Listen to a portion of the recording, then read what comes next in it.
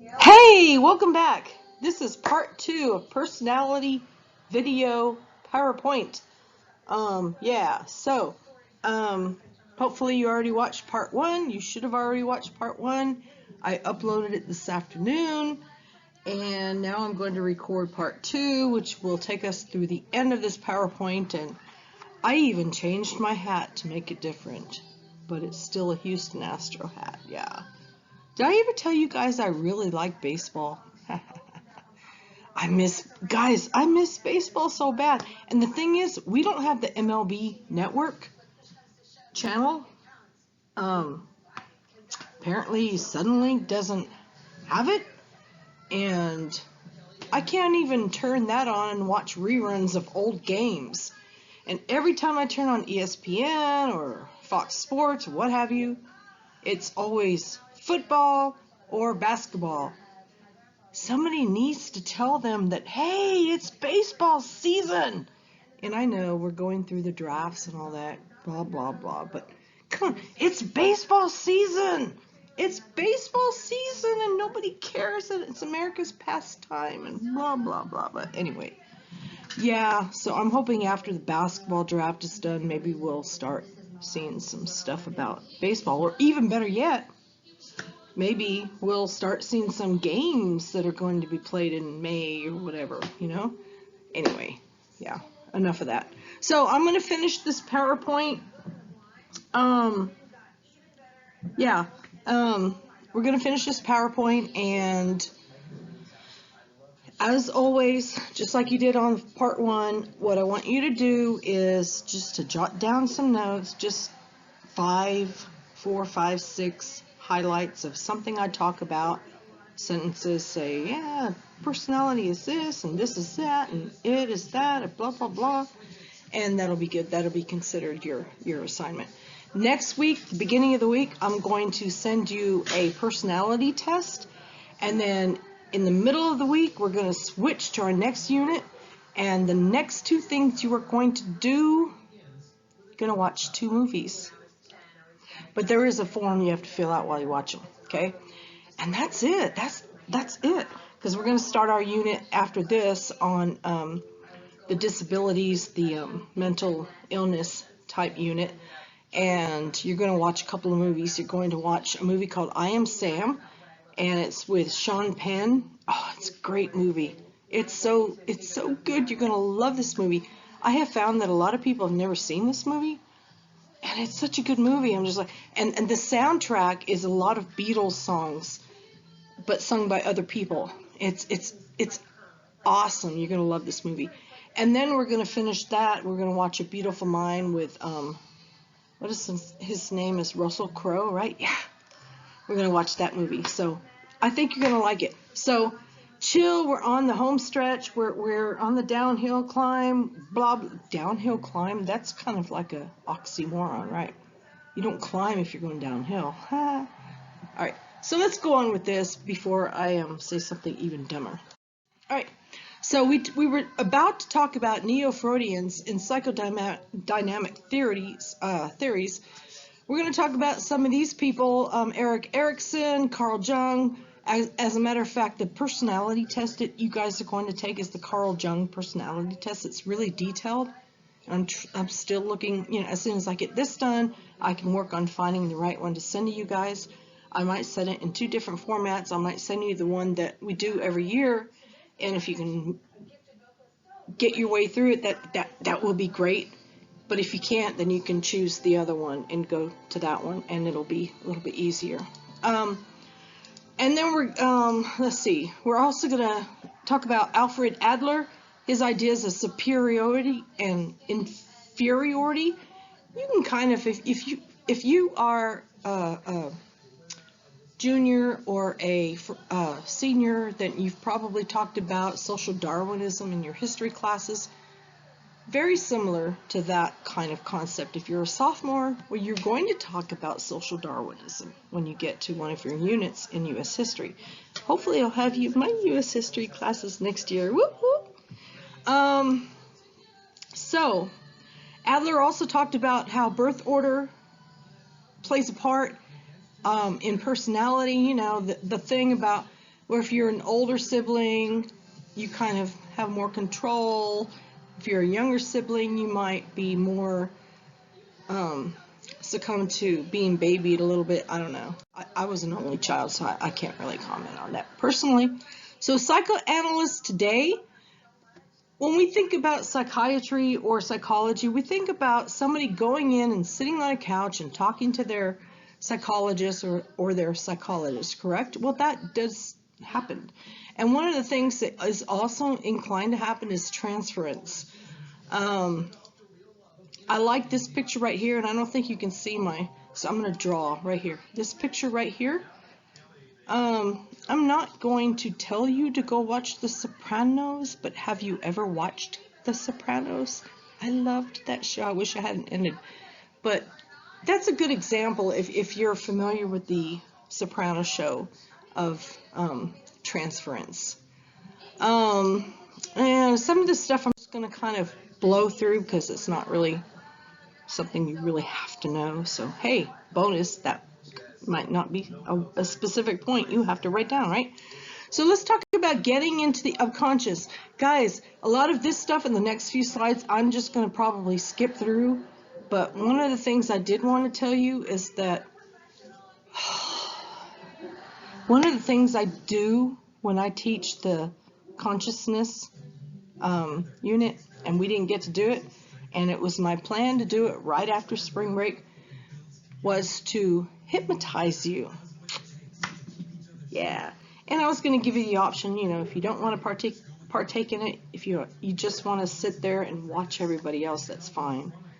But every semester I do this, and every semester that goes by, more and more kids get into it, and man, I was so looking forward to that. I actually call the front desk and the nurse's office and everybody. I say, guys, for the next 30 to 45 minutes, please, if you need to contact somebody in my room, unless it's an emergency, can you wait for 35 or 30 to 45 minutes? And last semester it was great. It was awesome. And it's not like I'm going to tell you to do something and then you're going to have to spit back something that you don't want anybody in the world to know. It's just little bitty things like, now you're, anyway, I can't do it this year because we're not there. Bummer. But anyway, so we were going to do that during our last unit. Dream interpretation is part of unconscious. There are some psychologists and psychiatrists that believe that when you have a dream, it is actually revealing something that is inside your unconscious. There are also opponents that say, no, that's not true. Free association, we've already talked about that. Projective tests, and the test that delves into the unconscious. And then examples are the TAT and the ink blot test. And you've probably heard of ink blot. Let's talk about the TAT, thematic test. You give somebody a picture that is ambiguous. Basically, that means it can have several different meanings.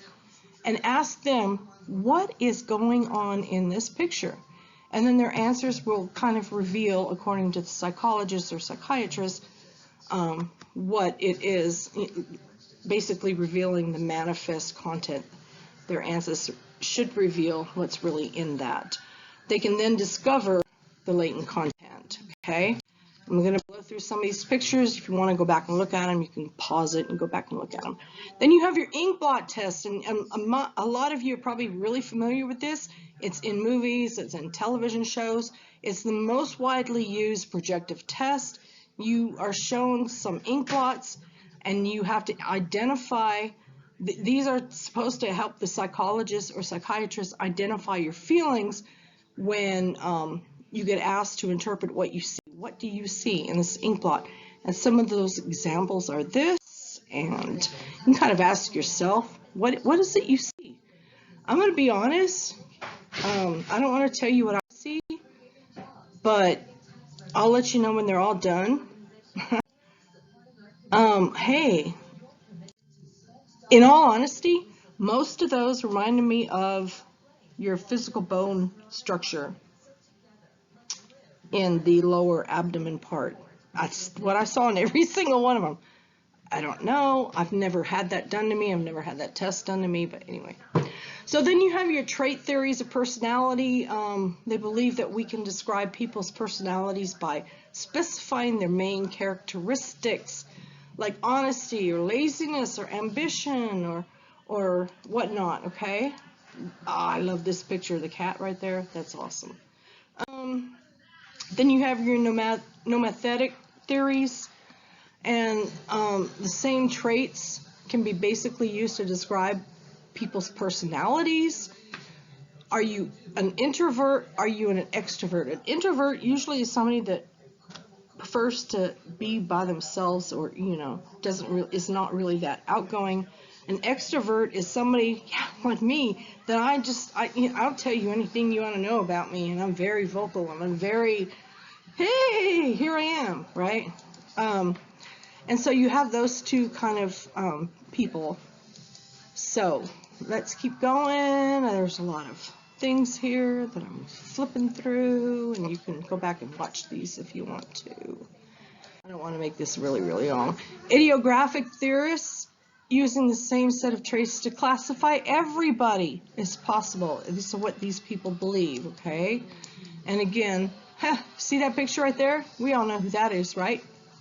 This is really an old picture back when his hair was more blondish brown instead of white and orange. Well, his skin was white, but his skin is kind of orange nowadays, right? Yeah, anyway, your trait theory criticism, sorry, it's kind of fun. They don't take into account the importance of the situation. So, just some example pictures, biological theories of personalities. What percent of personality is actually inherited?